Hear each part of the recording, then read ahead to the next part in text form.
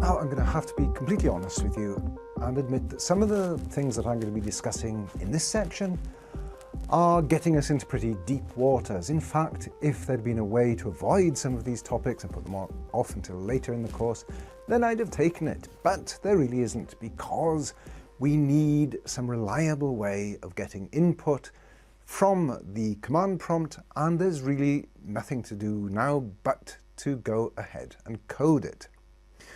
So I'll be talking about some quite complicated things, from null terminated strings, buffers, buffer overruns. I'll be talking about overwriting bits of memory, things that if you haven't programmed in C before, or even if you've programmed in some other languages that are more protective of your code, that can prevent you from having to deal with memory management and the sort of problems that you can easily encounter using C, then you might find some of the information and some of the techniques I'm talking about in this section quite difficult to understand.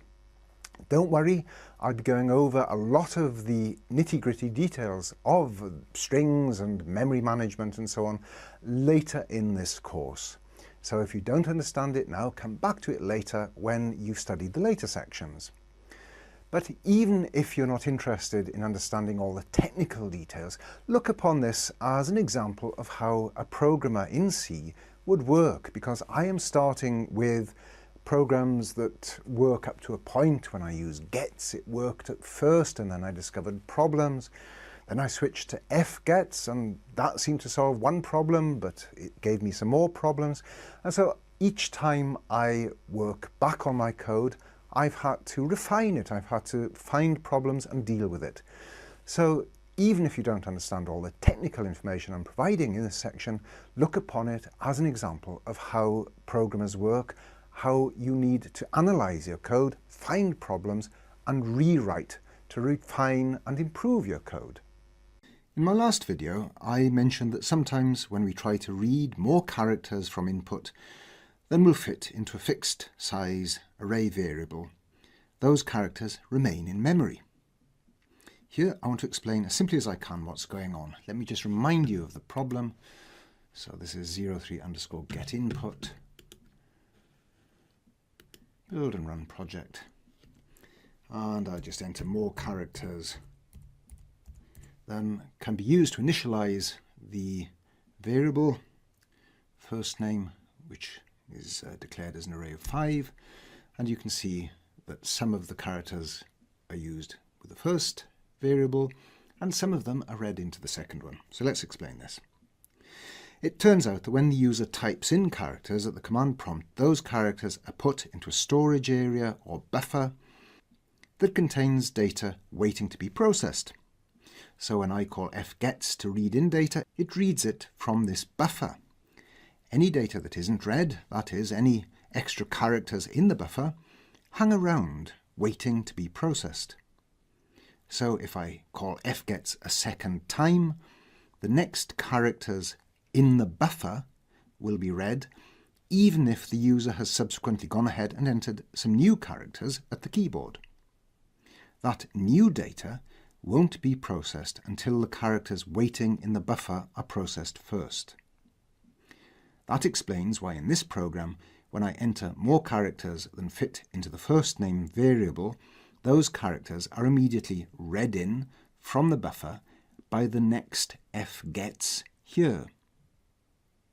And they are then assigned to the next variable, last name. But that isn't what I wanted to happen.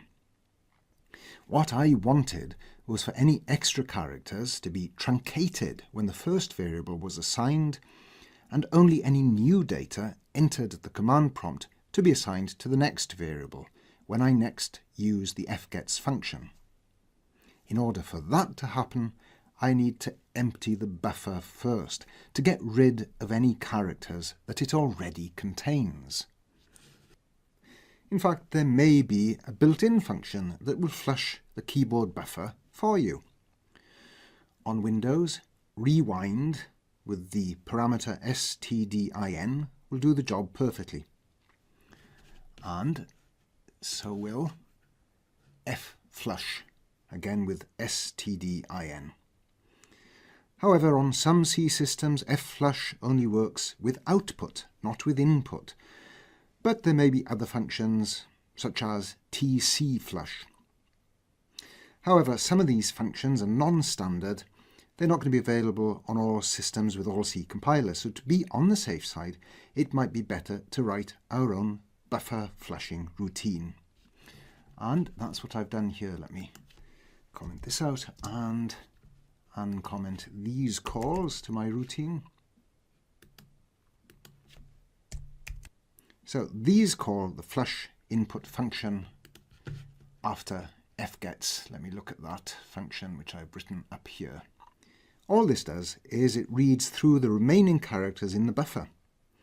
It reads them up until it finds a new line /n character, which indicates the end of input entered at the command prompt, that is, the new line character that's appended when the enter key was pressed. In fact, I also test here for the end of file. That's a negative integer value assigned to the EOF constant, which ensures compatibility with attempts to read lines from disk files, should I so wish.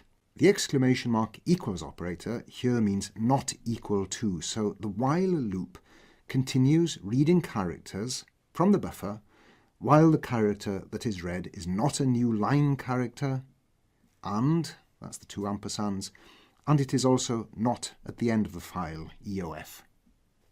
So now I can enter more characters than fit into my fixed length array variables, and the extra characters are used up by the flush input function. So when I next enter data, that is what's assigned to the next variable. Well, that's the theory. Let me try it. Build and run. Once again, I'll add these numeric characters, which are more than will be assigned to the first variable,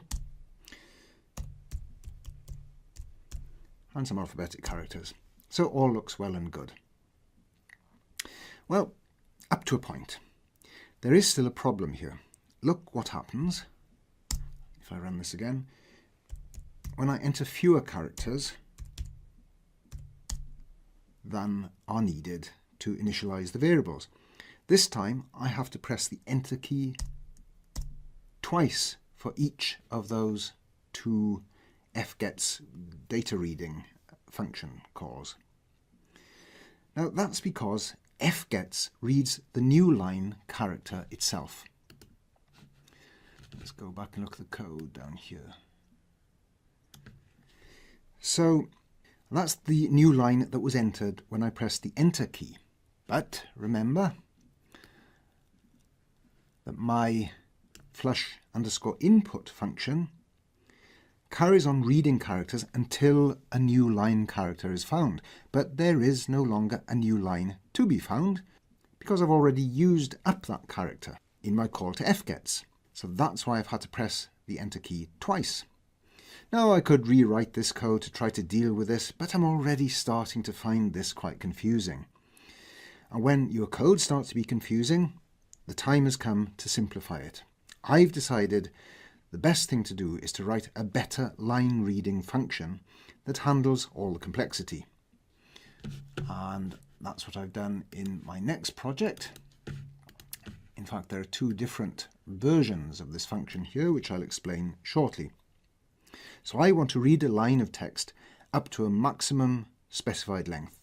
And I want this to work exactly the same way whether I enter a short bit of text, a long bit of text, or even no text at all, if, for example, I just pressed the enter key but didn't enter any characters. And as an added extra, it might be useful if it also returned the length of the text that was read in, just in case I need to verify the length of the string for some reason. And I'll explain all this in more detail in the next video.